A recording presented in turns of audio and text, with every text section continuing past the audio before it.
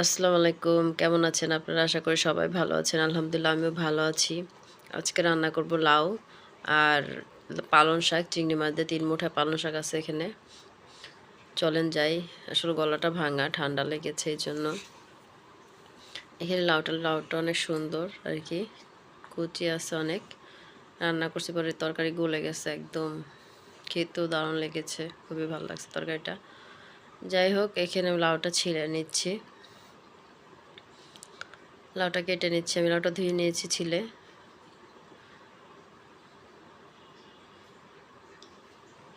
আমি লাউটা এই সাইজ করে কেটে নিব। আপনারা একটু মোটা ছোট যেমন করে কেটে নিতে পারেন। আমি এভাবে কেটেছি। আর এইটুকু রাখছি আমি একটু দিয়ে লাউয়ের টক রান্না করব।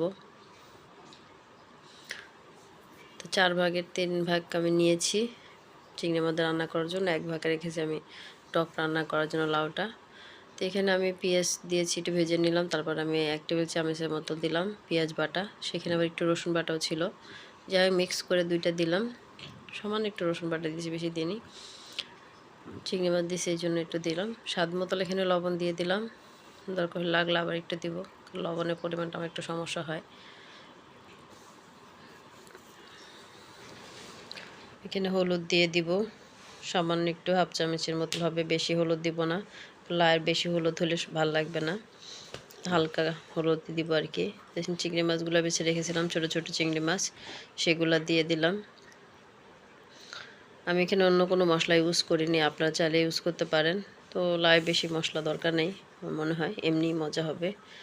আমি এখানে কাঁচামরিচ দেবো, শুকনো মরিচের গুঁড়াও ইউজ করি না, আপনারা লাগলে আপনারা দিতে পারেন, এটা আপনাদের ইচ্ছা। চিংড়ি মাছটা মশলাটাকে ভালো করে একটু কষায় নিলাম। তো আমি লাউটা যেটা কেটে রেখে দিয়েছিলাম সেটা ঢেলে দিলাম এখানে। একটু ঢেকে রেখে দিয়েছিলাম, একটু লাড়াচাড়া দিই। আমি এখন এখানে পানি ঢেলে দিব। আমি কিছু কাঁচামরিচও দিয়ে দিয়েছি। তো অনেকগুলো কাঁচামরিচ দিয়েছি, কাঁচামরিচগুলো দেখতে সুন্দর কিন্তু ঝাল না। আমি একটু বেশি করে কাঁচামরিচ দিয়েছি। আমি এখানে গরম পানি দিয়েছিলাম লাউয়ের ভিতরে। শীতের সময় একটু গরম পানি দিয়ে ভালো হয়। তো এখানে হাফ চামচ জিরার গুঁড়া ইউজ করেছি। ধনিয়া পাতা দিয়ে দিবেন, কারণ আমার ধনিয়া পাতা নাই। আমি বাচ্চার বাবাকে বলেছিলাম, বেচারা ভুলে গেছে আসলে। তো ধনিয়া পাতাটা আমি দিতে পারিনি, আপনারা দিয়ে নেবেন। এখানে রান্না হয়ে গেছে, আমি বাড়িতে ঢেলে নিচ্ছি। দেন কালারটা কিন্তু সুন্দর, একদম হালকা হলুদ দিয়েছি, মশলা হালকা, কিন্তু খেতে খুব ভালো লাগছে মাশাআল্লাহ। অবশ্যই ট্রাই করবেন। তো আমার রান্না আসে দেখেন, লাউ টক যেটা খাট্টা আর কি, সেটা রান্না করব। চলেন, এখানে আমি লাউটাকে একদম ভাজির মতো করে কুচি করে কেটে নিয়েছি। তো এখানে আমি 3 কাপ পানি হবে, 3 কাপ হবে না, সরি 2 কাপ হবে পানি দিয়ে, এটা সামান্য একটু হলুদ দিয়ে লবণ দিয়ে এটাকে সিদ্ধ দিয়ে দিব।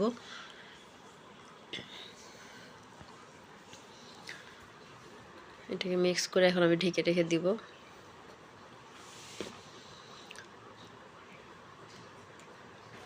একটু লেড়ে দিলাম, দিয়ে আবার একটু ঢেকে দিব।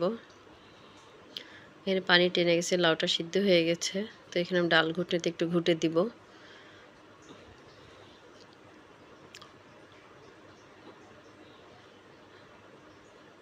হয়ে গেছে।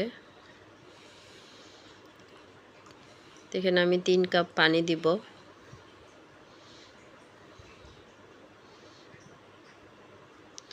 3 কাপ পানি দিয়ে এখানে আমি 3-4 কোয়ার মতো তেঁতুল দিব। এখানে তেজপাতা দিলাম একটা ছিঁড়া, একটু তেঁতুল দিব। তেঁতুলটা আসলে আমি ভিডিও এডিট করতে যেয়ে কেটে ফেলেছি। একটু তেঁতুল দিব, 2টা কাঁচামরিচ দিলাম। আর তেঁতুলটা দিয়ে আমি আরেকটু লাড়াচাড়া করবো এটাকে, যেটা কাটা হয়ে গেছে আর কি, তার জন্য দুঃখিত। আমার এটা হয়ে গেছে, চুলায় দিয়েছে। এখন আমি একটা কড়াই দিচ্ছি এখানে। দেখেন 2টা রসুন কেটে নিয়েছি, পেঁয়াজ, 2টা শুকনা মরিচ দিব এখানে কেটে, আর সামান্য একটু সর্ষে দিব, হাফ চামচেরও কম হবে সর্ষে। তো এটা আমি ভালো করে ভেজে নিলাম। এটার উপরটা লাউ যে টকটা সেটা এখানে ঢেলে দিব।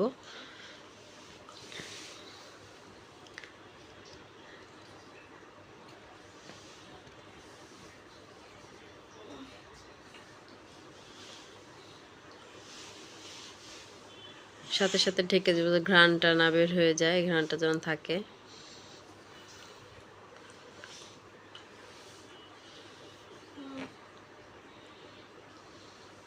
এটাকে একটু ঢাকনাটা উপরে নাড়াচাড়া দিব, দিয়ে এখানে আমি কিছু চিনি দিব। আমি 3 চা চামচ চিনি ইউজ করব এখানে।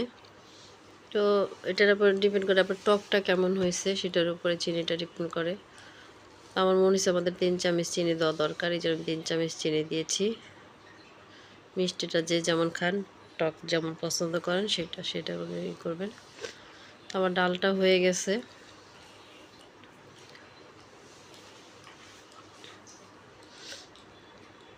আমি সামান্য একটু লবণ পরে টেস্ট করেছিলাম, একটু লবণ লাগবে, জন্য লবণ দিয়েছি আমি।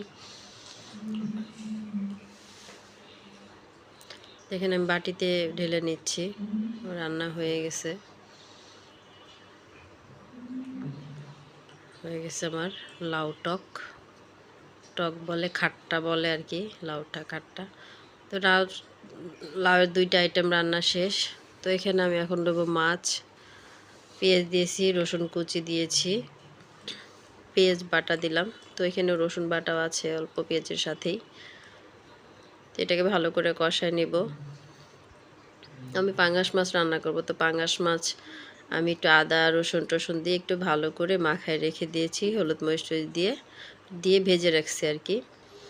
তো এখানে আমি আদা বাটাও দিলাম 1/2 চামচ। এটা ভালো করে একটু কষা নিলাম। 2টা কাঁচামরিচ ভেঙে দিয়েছি। সামান্য স্বাদ মতো হলুদ দিলাম আর কি, 1/2 চামচ।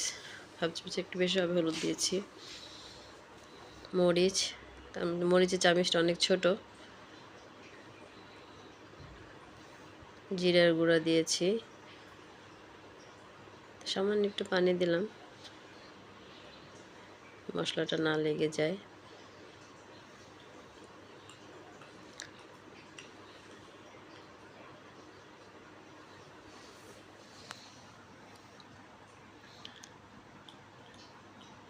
আমি মাছ ভেজেছি আপনার একটু তেল দিনই, পাঙ্গাস মাছে এত পরিমাণ তেল থাকে। আমি মাছগুলো মাখায়, মশলাতে মাখায় শুধু ফ্রাই প্যানে দিয়ে দিয়েছি। অনেক তেল বের হয়েছে। আমার ফ্রাই প্যানের তেল এখনও রয়ে গেছে, মাছের তেল। তো ওগুলো আমি মাছের ভেতর দিয়ে নিই। মাছটা যে ভেজে রেখে দিয়েছিলাম সেটা এখন এখানে দিয়ে দিচ্ছি। তো ভাজাটা আপনাদের দেখায়নি, তার ভিডিও অনেক বড় হয়ে যায়।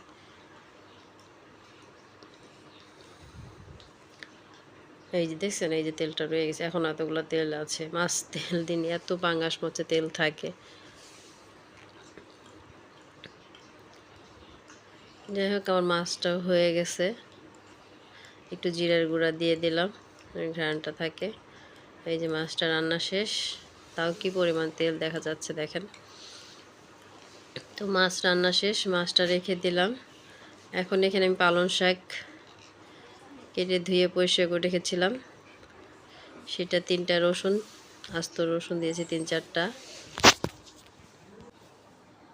শাকটাও সিদ্ধ হয়ে গেছে, তো আমি বেশি সিদ্ধ করবো না, এটাই রেখে দিব এরকমই। তো এখানে আমি কড়াই নিয়েছি। তো কড়াইতে কিছু পেঁয়াজ দিয়ে দিলাম, কয়েকটা রসুনও কেটে দিয়েছি। এটা একটু ভাজা ভাজা করে আমি চিংড়ি মাছটা যে বেছে রেখে দিয়েছিলাম সেটাও দিয়ে দেব। এখন আমি কয়েকটা কাঁচামরিচ মাঝখানতে ফেলে দিয়েছি, ঝালটা আপনাদের পছন্দ মতো। চিংড়ি মাছটাও দিয়ে দিলাম। এখানে লবণ, স্বাদ মতো লবণ দিয়েছি। সামান্য একটু হলুদ দিব, কারণ চিংড়ি মাছটা সাদা সাদা দেখা যায় জন্য। ভাজা হয়ে গেছে। আমি যে শাকটা রেখেছিলাম ওইটা ঢেলে দিব এখানে।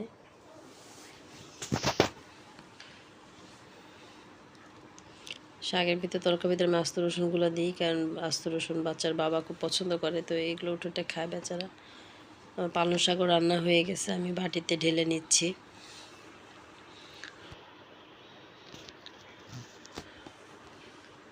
আমার 4 ধরনের তরকারি কেমন হয়েছে অবশ্যই কমেন্টে জানাবে। আমার রান্নাগুলো যদি ভালো লাগে প্লিজ লাইক শেয়ার করবেন, সাবস্ক্রাইব করে দিবেন, আমার সাথে থাকবেন, আমাদের জন্য দোয়া করবেন। আপনাদের জন্য দোয়া করি। আল্লাহ হাফেজ।